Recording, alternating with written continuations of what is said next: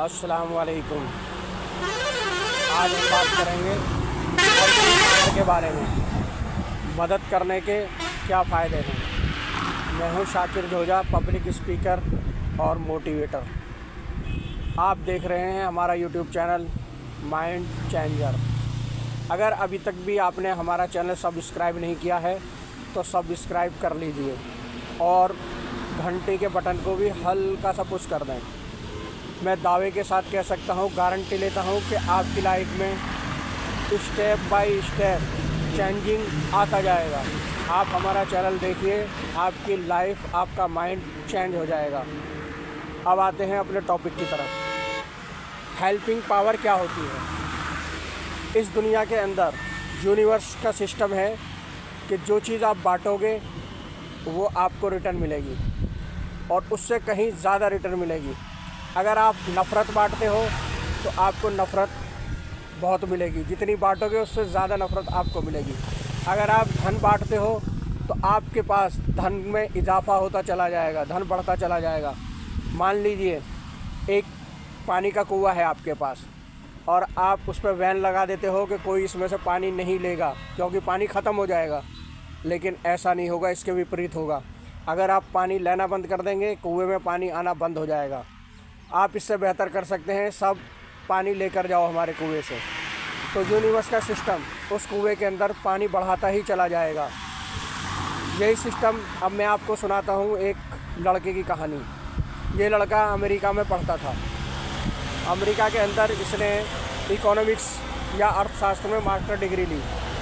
Master degree लेने के बाद ये वहीं यूनिवर्सिटी में प्रोफेसर हो गया और इकोनॉमिक्स पढ़ाने लगा।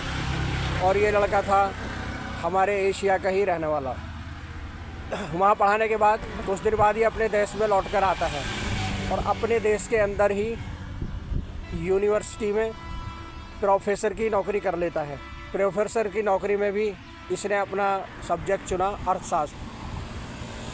अर्थशास्त्र के अंदर धन का विज्ञान, आप धन का विज्ञान भी कह सकते हो या इकोनॉमिक्स कह सकते हो, तो उसको ये पढ़ाने लगा। पढ़ाते कई साल गुजर जाते हैं। एक रोज़ क्या होता है, इसकी लाइफ का टर्निंग पॉइंट यहाँ से शुरू होता है।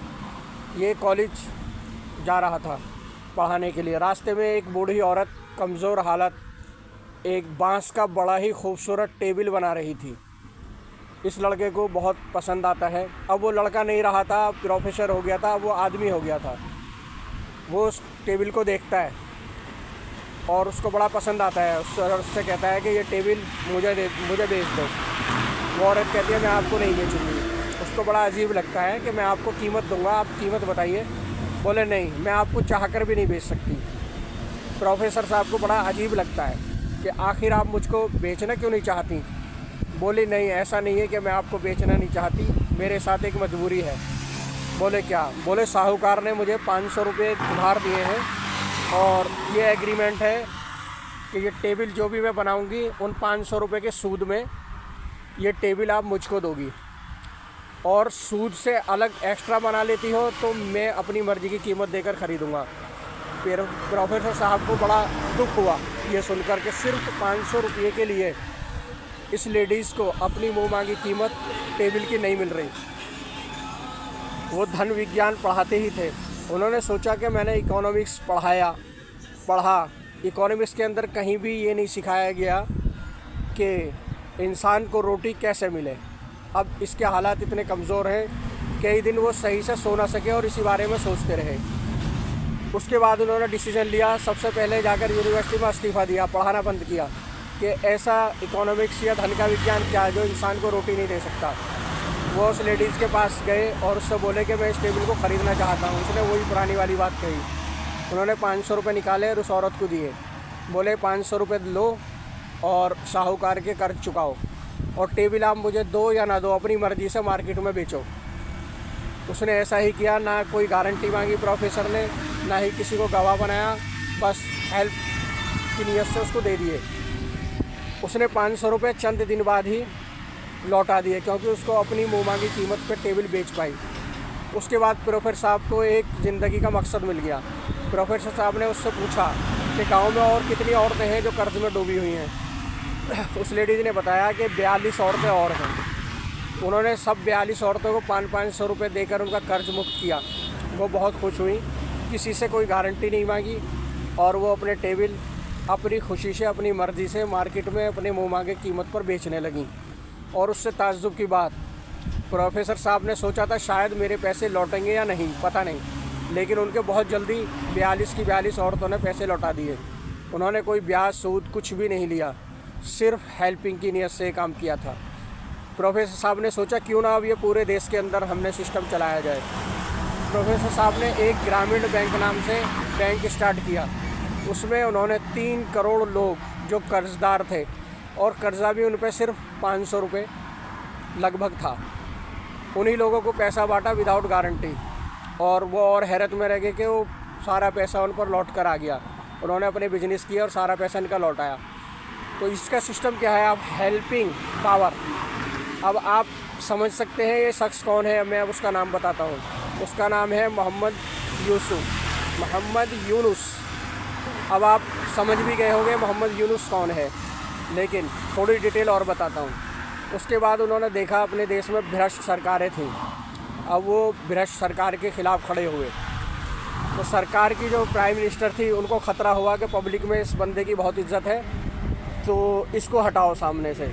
लेकिन प्रोफेसर साहब खुद ही 1-2 महीने बाद राजनीतिक पार्टी छोड़ देते हैं और फिर अपने उसमें पब्लिक हेल्पिंग में आ जाते हैं, क्योंकि उनको लगा कि मेरी पार्टी में भी लोग भ्रष्ट हैं तो ये मैं नहीं चला पाऊँगा।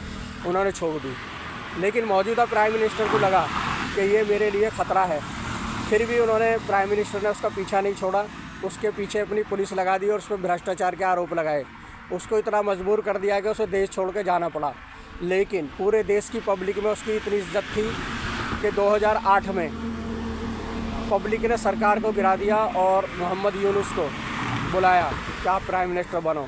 लेकिन उन्होंने कहा ज़िंदगी में मेरा मकसद इंसानों को फ़ायदा पहुंचाना है, राजनीति में मैं नहीं आऊँगा। उन्होंने ठुकरा दिया। लेकिन अब 2024 में ये कहानी है बांग्लादेश के Mohammad Yunus, new prime minister, जो 2 दिन पहले ही प्राइम मिनिस्टर बने हैं। तो उनको पब्लिक ने बुलाया, अब भी उन्होंने इनकार किया। लेकिन पब्लिक नहीं मानी कि आपसे बेहतर इंसान कोई है ही नहीं। तो उनको बुलाया गया और अब उन्होंने एक्सेप्ट कर लिया कि मैं मदद कर पाऊँगा पब्लिक की। जब पब्लिक इतना कह रही है तो आज बांग्लादेश के प्राइम मिनिस्टर हैं, और यकीन के साथ मैं कह सकता हूँ कि वो बहुत ही बेस्ट प्राइम मिनिस्टर सिद्ध होंगे, क्योंकि उनका माइंड का सिस्टम है कि पब्लिक की मदद करना। तो ये कहानी थी मोहम्मद यूनुस, बांग्लादेश के प्राइम मिनिस्टर की। इससे ये शिक्षा मिलती है कि हेल्पिंग पावर वो है कि आप किसी की हेल्प करोगे तो यूनिवर्स आपको उसका रिटर्न देगा, जो उनको मिला। पूरी दुनिया में इज्जत है उनकी। नोबेल पुरस्कार विजेता पहले बांग्लादेश के इंसान वही हैं। आगे अगली बात दूसरे वीडियो में करेंगे। धन्यवाद। अगर आपको अच्छा लगे तो ये शेयर और लाइक कर दीजिए। Thank you.